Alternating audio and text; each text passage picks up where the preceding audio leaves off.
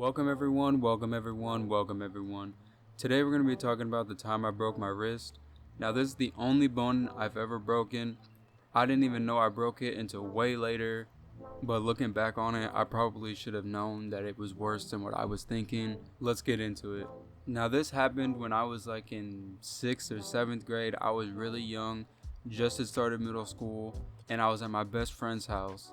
He was really into WWE, knew all the people and everything. I wasn't really that into it, but he had a game and it was WWE, so we were playing it and I liked playing the game.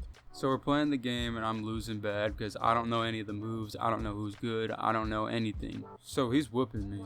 Eventually he beats me and I'm like, let's play something else, let's do something else. I'm kind of tired of playing this. He said something about going to the trampoline in his backyard, so we went out there.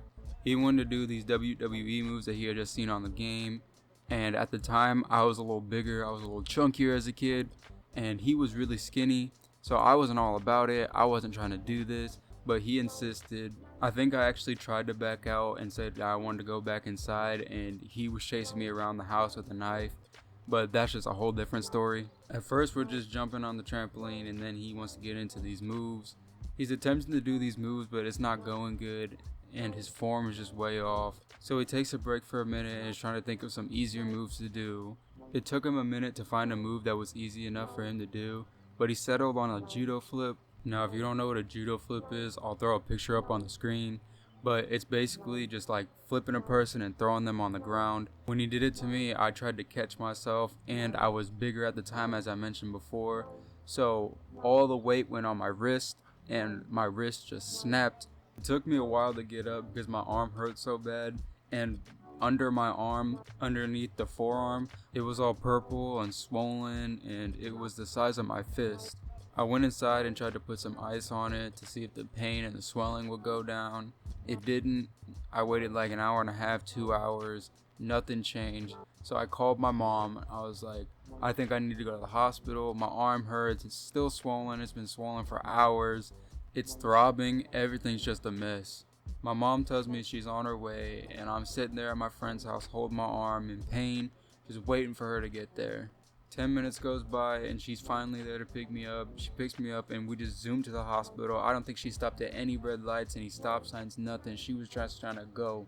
We get there in one piece, we go to the emergency room and we tell them what's going on. The lady at the desk tells us that we're going to be one of the first people to go up, but in the waiting room there was actually a guy that had been shot. I don't know why he was in the lobby.